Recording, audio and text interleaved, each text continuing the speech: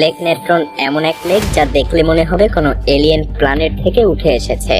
এর দক্ষিণ প্রান্তে অবস্থিত সক্রিয় আগ্নেয়গিরি ওলডোইনি লোঙ্গাই, যা এই লেকের ভয়ঙ্কর বৈশিষ্ট্যের মূল উৎস।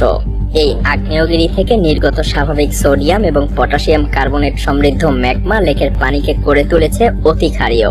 এর পিএইচ মাত্রা পৌঁছায় 10 থেকে 12 পর্যন্ত, যা মানুষের ত্বককে কয়েক সেকেন্ডের মধ্যেই ধ্বংস করতে পারে। লেকের পানির তাপমাত্রা প্রায় 60 ডিগ্রি সেলসিয়াস পর্যন্ত ওঠে, যা শরীরের টিস্যু গলিয়ে দিতে পারে। লেক নেট্রন পূর্ব আফ্রিকার তানজানিয়ার এক প্রত্যন্ত অঞ্চলে অবস্থিত।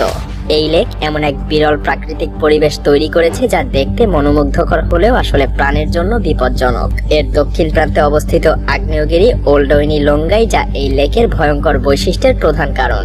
এই আগ্নেয়গিরি থেকে নির্গত হয় এক অস্বাভাবিক ধরনের ম্যাগমা, যা সোডিয়াম এবং পটাশিয়াম কার্বনেটে সমৃদ্ধ। এই রাসায়নিক পদার্থ লেকের পানীয়কে অতি ক্ষারীয় এবং বিপজ্জনক করে তোলে।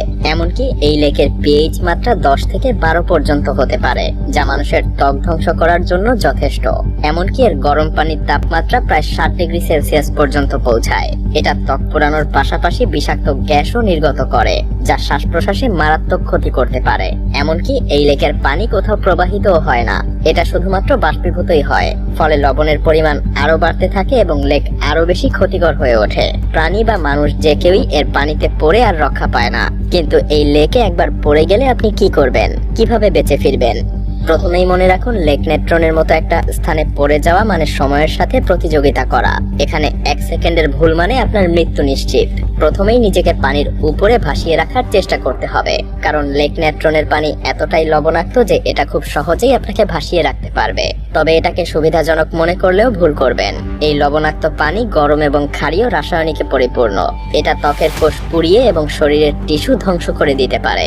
আশেপাশে যদি কোনো ভাসমান বস্তু যেমন কাঠের টুকরো, ভাঙা যানবাহনের অংশ বা কোনো প্লাস্টিকের সামগ্রী পান, সেটা ধরার চেষ্টা করুন। এটাকে আপনার শরীরের সঙ্গে রাখুন এবং পানির স্পর্শ যতটা সম্ভব এড়িয়ে চলুন। তীরের দিকে ধীরে ধীরে এগিয়ে যান। তীরের দিকে সাঁতারের সময় পানির সাথে সরাসরি সংস্পর্শ যতটা সম্ভব এড়িয়ে চলুন। আপনার হাত পা ব্যবহার করার পরিবর্তে কোনো ভাসমান বস্তুকে প্যাডেল হিসেবে ব্যবহার করুন, কারণ সরাসরি ত্বকের সংস্পর্শে আসলে লেকের পানি আপনার ত্বককে পুড়িয়ে ফেলতে পারে। সুরক্ষা পোশাক ব্যবহার করুন। লেক নেট্রনে বেঁচে থাকার ক্ষেত্রে সুরক্ষা পোশাক অত্যন্ত কার্যকর। এটা আপনাকে কিছুটা সময়ের জন্য হলেও রক্ষা করতে পারবে, তবে এটা কোনো স্থায়ী সমাধান না। তাই আপনার কাছে যদি কোনো ড্রাই স্যুট বা কোনো ধরনের প্রতিরক্ষামূলক পোশাক থাকে, তাহলে সেটা দ্রুত পরে নিন। এটা আপনার ত্বককে সরাসরি পানির ক্ষতিকারক রাসায়নিক এবং গরম তাপ থেকে কিছুটা রক্ষা করবে।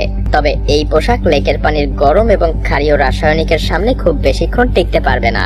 সেই সাথে আপনার পোশাকের সুরক্ষার সীমাবদ্ধতাও বোঝার চেষ্টা করুন, কারণ লবণাক্ত পানি ধীরে ধীরে পোশাকের ফাইবারগুলো নষ্ট করতে শুরু করবে এবং এর মাধ্যমে আপনার ত্বক পুড়তে শুরু করবে। তাই যত দ্রুত সম্ভব তীরের দিকে পৌঁছানোর চেষ্টা করুন।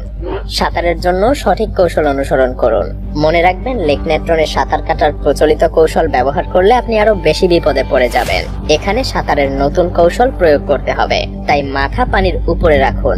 লেকের পানি অত্যন্ত ক্ষতিকারক এবং গরম। পানির একটা ফোঁটাও যদি আপনার চোখ, নাক, কান বা মুখ দিয়ে ঢুকে যায়, তাহলে তার তাৎক্ষণিকভাবে বিষক্রিয়া ঘটাবে। এটা আপনার শ্বাসনালীকে ক্ষতিগ্রস্ত করে দিবে এবং আপনার স্থায়ী অন্ধত্বেরও কারণ হতে পারে। দলগত প্রচেষ্টার মাধ্যমে বাঁচার সম্ভাবনা বাড়ান। আপনি যদি দলগতভাবে থাকেন, তাহলে বেঁচে থাকার সম্ভাবনা অনেক বেড়ে যাবে। সেই সাথে আহতদেরকেও সহযোগিতা করুন। যেমন 2007 সালে একটা ফিল্ম ক্রুর হেলিকপ্টার লেকে ক্রাশ করে। তাদের মধ্যে একজন ক্যামেরাম্যান এবং একজন প্রযোজক গুরুতরভাবে আহত হন। দলটা একসঙ্গে কাজ করে, তাদের সাহায্য করে এবং যত দ্রুত সম্ভব তারা তীরের দিকে পৌঁছানোর চেষ্টা করে। আর শুধুমাত্র এ কারণেই তারা এই ভয়ঙ্কর লেক থেকে বেঁচে ফিরতে পারে। সেই সাথে স্থানীয়দের সাহায্য নিন। সবশেষে তীরে পৌঁছানোর পর স্থানীয় মাসাই গ্রামের দিকে সাহায্যের জন্য ছুটে যান। গ্রামের মানুষেরা অস্থায়ী স্ট্রেচার তৈরি করে আহতদেরকে সবসময় উদ্ধার করে এবং এটা তারা বহুদিন ধরেই করে আসছে। তবে লেক নেট্রনের জীববৈচিত্র্যের গুরুত্ব বোঝার চেষ্টা করবেন, কারণ লেক নেট্রন একটা প্রাণঘাতী পরিবেশ হলেও এটা নির্দিষ্ট কিছু প্রাণীর জন্য অত্যন্ত গুরুত্বপূর্ণ। মজার ব্যাপার হলো, ফ্লামিঙ্গোদের জন্য এই লেক খুবই গুরুত্বপূর্ণ, কারণ প্রতি 3 থেকে 4 বছর পর পর লক্ষ লক্ষ লেসার ফ্লামিঙ্গো এই লেকে এসে তাদের বাসা তৈরি করে। এই পাখিরা লেকের লবণাক্ত শৈবাল খেয়ে বেঁচে থাকে। এবং শিকারী প্রাণীদের হাত থেকে তারা নিরাপদে থাকে। সত্যি বলতে লেক নেট্রনের মতো একটা পরিবেশ শেখায় কেমন করে প্রকৃতির কঠিনতম পরিস্থিতিতেও টিকে থাকতে হয়। হ্যাঁ, লেক নেট্রন আমাদেরকে শেখায় প্রকৃতির সবচাইতে ভয়ঙ্কর পরিবেশেও সৌন্দর্য এবং টিকে থাকার শক্তি রয়েছে। এটা কেবল একটা বিষাক্ত লেক নয়, এটা আমাদের প্রকৃতির এক বিরল বিস্ময়।